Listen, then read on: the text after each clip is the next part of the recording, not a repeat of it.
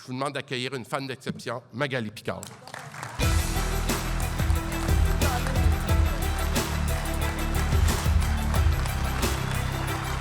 Wouh! Oh là là! Merci! Merci, merci, merci! Vous êtes trop gentils. Merci infiniment. Écoutez, je vais commencer avec les bonnes nouvelles. Merci. Merci d'avoir élu par acclamation mon ami Nicolas Lapierre. Je ne voudrais pas voir la FTQ puis le bureau de la FTQ sans notre VP extraordinaire. Nico, bravo pour ce que tu fais. Bravo pour ton énergie, ton authenticité. Tu es un gars qu'on veut le cloner. Hein? Donc, je vous comprends très bien de lui avoir donné votre confiance. Puis je veux aussi féliciter your president-elect, Sister Brown. Congratulations. So happy. Really. It was an honor to meet you. Proud of our steel workers. I know that you're going to be like, you're going to go through your, how do you say that? Quand tu va être assermenté. You're going to have your oath of office very soon. So, yes, that's a real honor, and we're going to work together for sure. I'm not going to go in Pittsburgh very soon, though, because I don't like your president, you know, so that's the problem. But maybe for business. Thank you. Hi, Marty, your people, thank you. Alors, écoutez, c'était les seules bonnes nouvelles de la journée. Là, on va se parler des vraies affaires. C'est pas que c'était pas les vraies affaires avant. J'écoutais tantôt Claire André vous faire... vous expliquer en gros ce qui se passe avec les différents projets de loi de la CAQ. Moi, je ne commencerai pas à vous dire ce matin pourquoi que c'est des projets de loi inutiles. Je ne vous dirai pas on le fait déjà ou on ne le fera pas ou encore combien ça va coûter puis que ce n'est pas applicable. Je vais vous dire qu'il faut que ce gouvernement-là se mêle de ses calices d'affaires. C'est ça qui se passe. C'est ça qui se passe. Ça n'a aucun bon sens qu'un gouvernement rentre dans la gouvernance des syndicats. Ça n'a pas de bon sens. Ce gouvernement-là, on le sait tous, sont morts. Ils ne seront plus là en octobre prochain. Et là, ils sont dans la vengeance. Ils cherchent les boucs émissaires. Hein? On a un bilan catastrophique des 7 dernières années. Là, on veut s'accrocher au pouvoir. Il faut trouver quelque chose pour allumer notre monde. Il faut trouver là, la recette miracle pour que les Québécois nous refassent confiance, qu'ils décident de nous garder pour un 3e mandat. Et là, ils ont regardé autour d'eux, puis qu'est-ce qu'on pourrait bien faire? Bien, on pourrait diviser pour mieux régner. Hein? On se lance présentement dans une gouvernance où le gouvernement est en train de dire que si ça va mal au Québec, puis on n'a pas de logement, puis nos hôpitaux sont pleins, puis nos écoles ne vont pas bien, c'est à cause des immigrants. C'est les immigrants, le problème.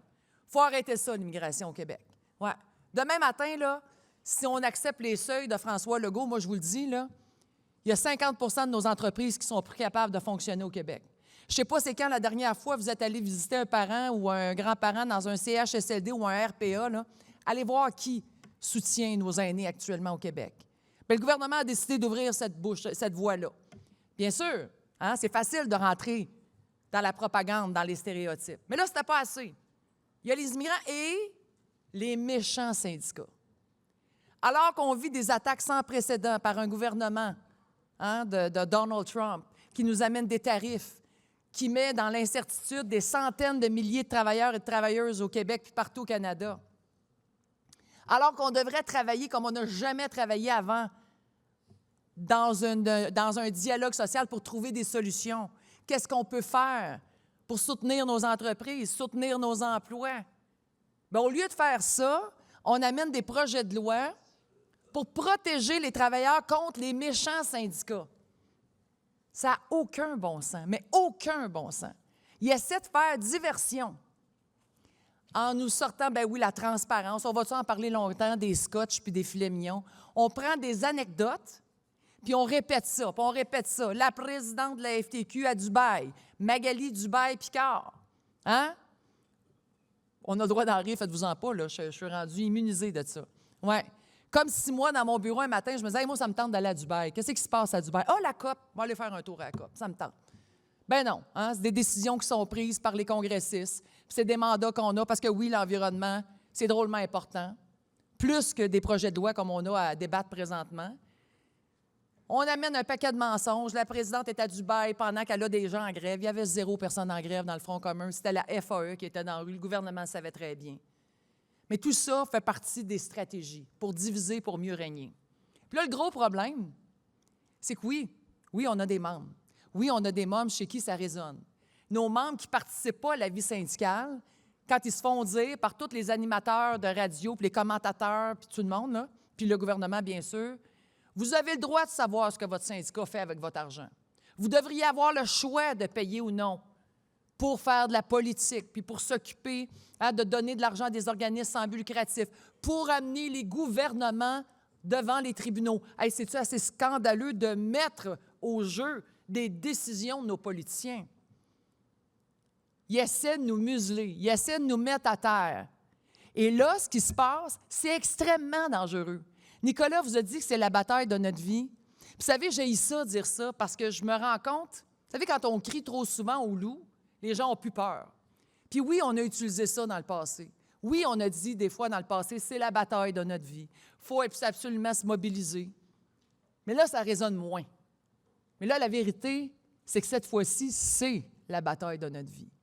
Parce que si on laisse le gouvernement amener une cotisation facultative, c'est qu'on les laisse entrer dans la formule RAND. Et ça, c'est le début de la fin. Je vous écoutais parler tantôt, puis je vois à quel point que vous savez exactement ce qui se passe. Mais le message ne descend pas. Quand les membres disent « Ouais, la politique, qu'est-ce qu'ils ont d'affaires, nos représentants syndicaux, nos syndicats, puis la FTQ à se mêler de politique, quand ils me négocier un contrat de travail. » Personne ne comprend à quoi ça sert, le lobby politique. Pourquoi? Bien, je dis personne. Bien sûr, les membres qui sont d'accord avec ça. Ils n'ont aucune idée c'est quoi le revenu social. On prend pour acquis que ce qu'on a actuellement, ça va rester comme ça. Si demain matin, votre magnifique syndicat continue à aller négocier vos contrats de travail, puis réussit à suivre le coût de la vie, pas d'appauvrissement, on améliore vos conditions d'exercice d'emploi, mais que pendant ce temps-là, les gouvernements décident que, bon, bien, nos hôpitaux, ça coûte trop cher, on va mettre un ticket modérateur. Les congés parentaux, ça coûte trop cher, on va enlever ça. La pension de vieillesse, on va la remettre à 67 ans, comme on avait vécu en 2015 sous Harper. On va refaire une réforme d'assurance-emploi, il n'y aura pas un Québécois qui va y avoir droit. Je peux continuer comme ça. Bien ça, la journée que c'est en place, on va tous s'appauvrir. On ne peut pas juste négocier le revenu d'emploi. On se doit de négocier le revenu social. C'est un tout. Pour garder une classe moyenne en santé, il faut être sur tous les fronts. Puis là, comment il s'appelle, là, ton Luc qui parlait tantôt, là? Il disait qu'il est temps que la Fédération mette ses culottes. Luc, le monde change. La Fédération ne met pas rien que des culottes, elle met des jupes aujourd'hui. Puis...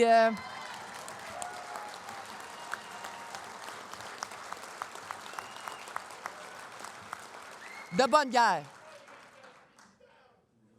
J'ai pas compris, mais c'est pas grave. Non, je le sais. Puis c'est de bonne guerre, puis je suis d'accord avec toi.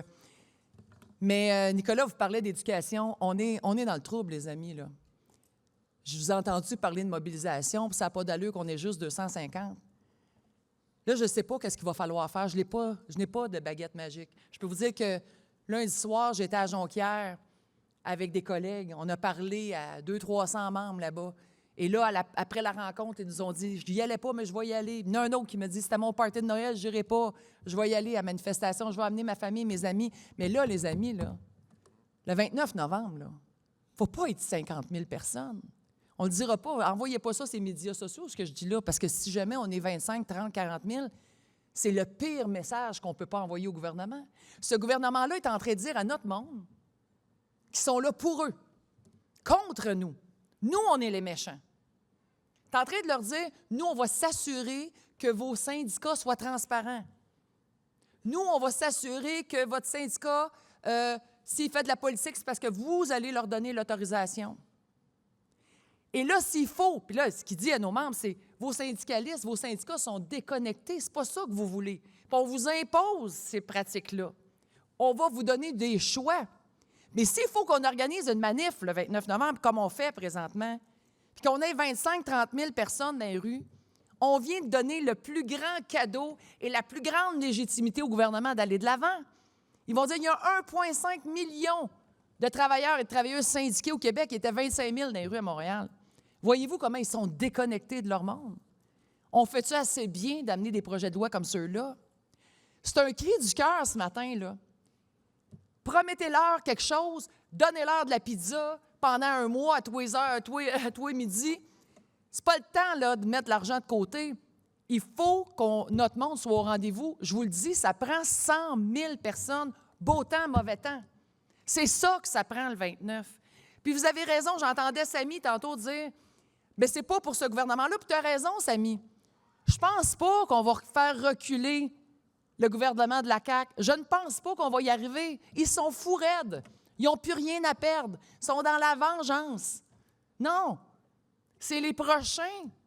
C'est Paul Saint-Pierre Plamondon à qui il faut parler. C'est à lui qu'il faut dire « Lève-toi debout, mets dans ta plateforme que tu vas abroger ça, ces projets de loi-là, anti-travailleurs. » Puis c'est pas juste les syndicalistes, les méchants syndicalistes qui vous parlent. C'est le barreau du Québec. C'est les spécialistes en relations de travail. C'est tous les juristes qui vous disent où est-ce qu'on s'en va? Où s'en va notre démocratie? Si on ne se lève pas debout maintenant, ça va arrêter où? Je déjeunais ce matin, ben oui, vous, au Ritz-Carlton, c'est pas moi qui payais.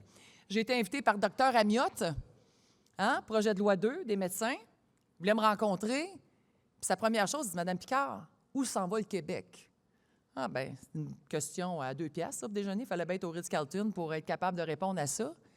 Puis il nous dit, on va être là le 29, les médecins.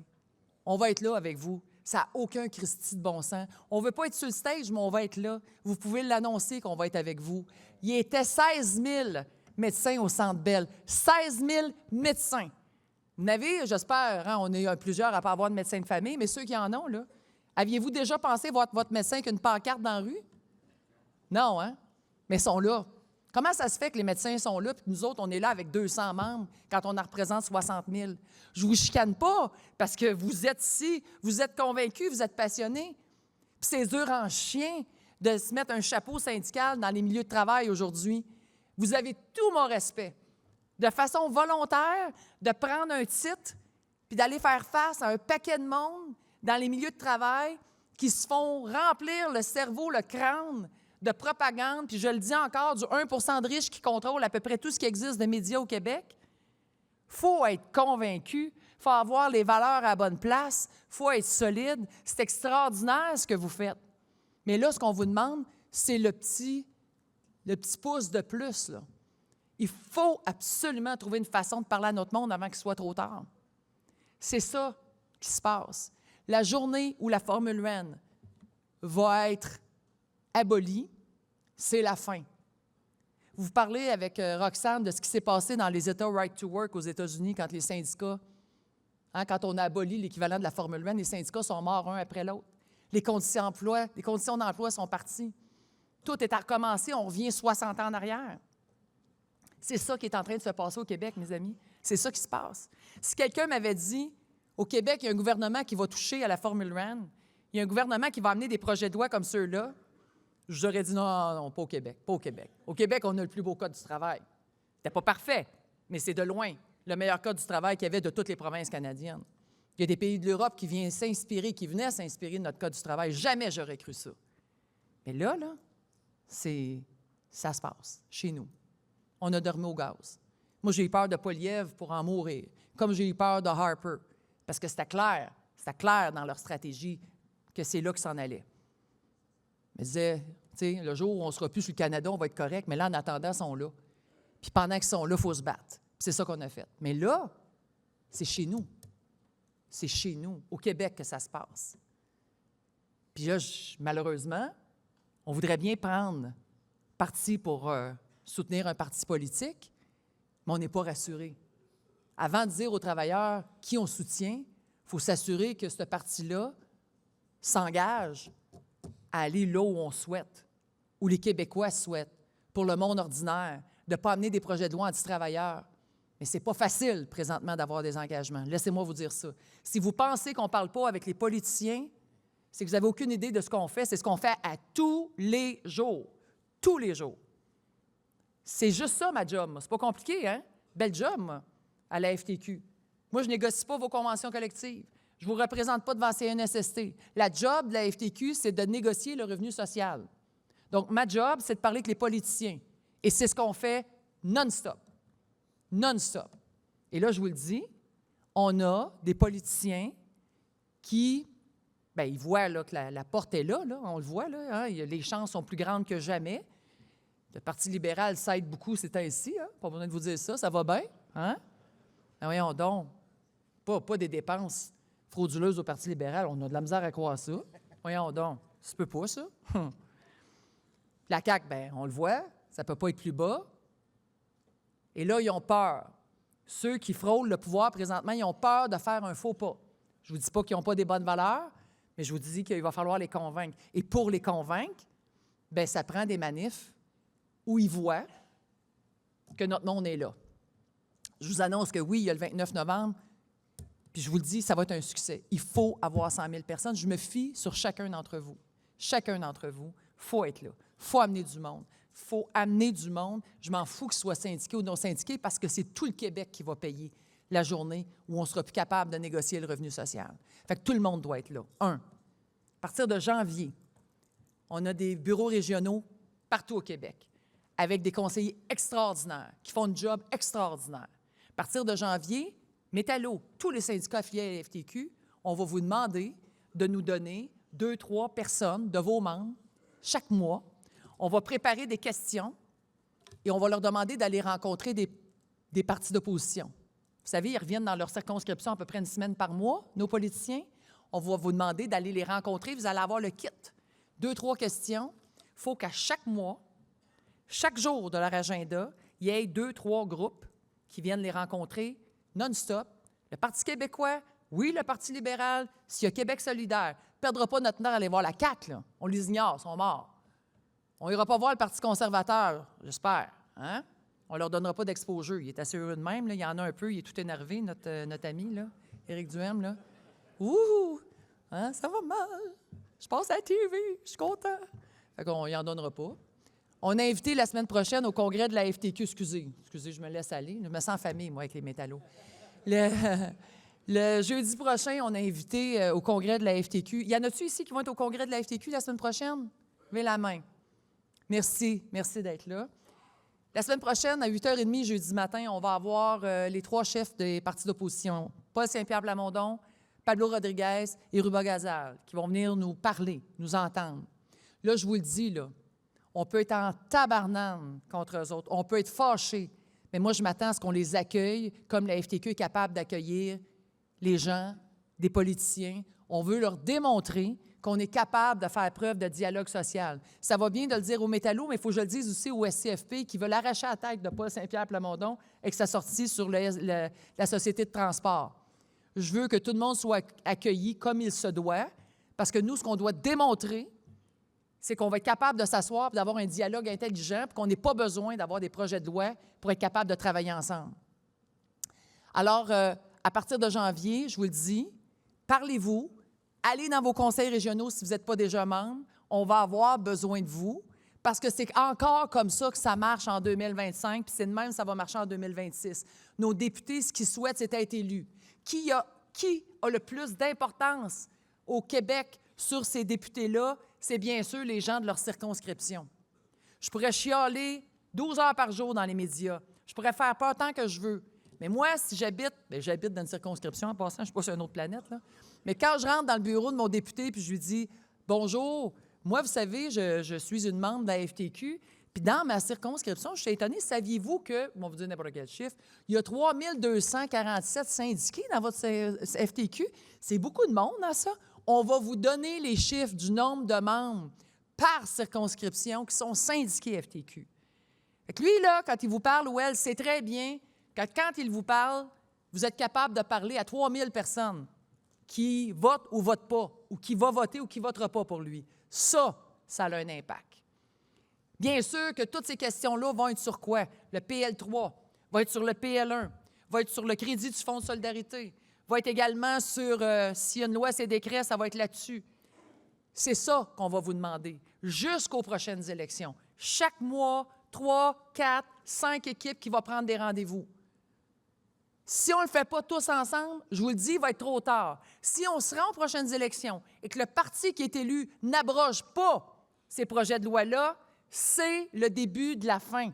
Il n'y aura pas 2 fenêtres, il y en a une. Malgré que ça va mal, la seule opportunité qu'on a, c'est qu'on a des élections dans 10 mois. Si on passe à côté de ça, puis qu'on laisse un gouvernement venir au pouvoir et qu'il n'abroge pas ça dans les premiers jours de leur règne, c'est le début de la fin. Et ça se peut pas. On est ici aujourd'hui, on a des grands débats, il y a un paquet de travailleurs qui perdent leur job présentement. Je ne sais pas si vous avez les gens de Rio Tinto Sorel. Demain. Ça n'arrête pas, les mauvaises nouvelles. Puis au lieu de s'occuper de notre monde, qui sont incertains, qui ont peur, qui ont besoin de réponses, qui ont besoin d'espoir, bien, pendant ce temps-là, on est obligé de se battre contre un gouvernement qui nous fait passer pour l'ennemi.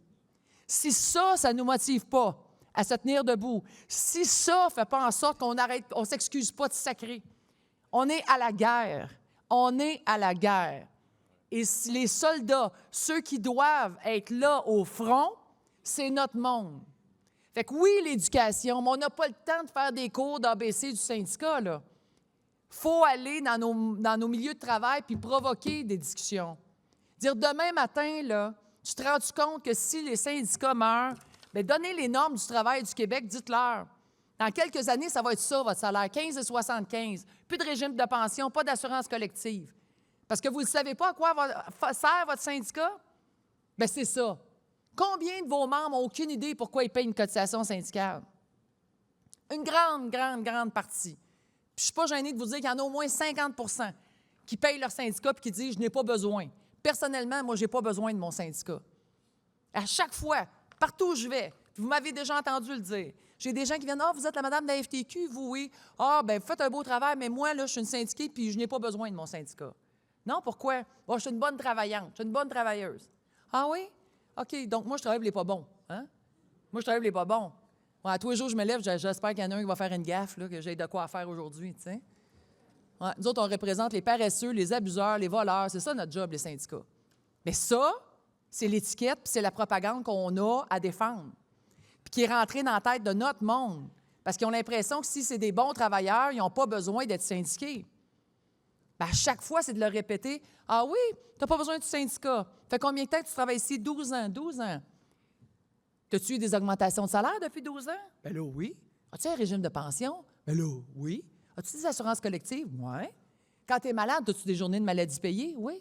Ah, puis toi, tu penses que c'est le boss de la shop qui s'est levé un matin et qui a dit « Hey, l'indexation, 6 % Tu ne peux pas les laisser s'appauvrir de 6 % pauvre monde. Hein? Ils travaillent fort. Je vais les augmenter de 6 % Puis je veux pas qu'ils travaillent jusqu'à 80, ils m'ont payé un bon régime de pension. Puis quand ils sont malades, ils m'ont dit « Reste donc chez vous. Prends soin de toi, je vais te payer, tu reviendras, mais que tu sois en forme. » On sait que ça ne marche pas de même. Ce qu'on a, à chaque fois qu'on retourne en égo, ils veulent l'enlever. Ils veulent reculer. Le coût de la vie est à 4 % ils vont nous offrir 0,5 Chaque condition d'exercice d'emploi, c'est une bataille à chaque fois pour les maintenir puis les améliorer. Mais on n'a pas été bon pour l'expliquer à notre monde. Donc, ils n'ont aucune idée à quoi on sert.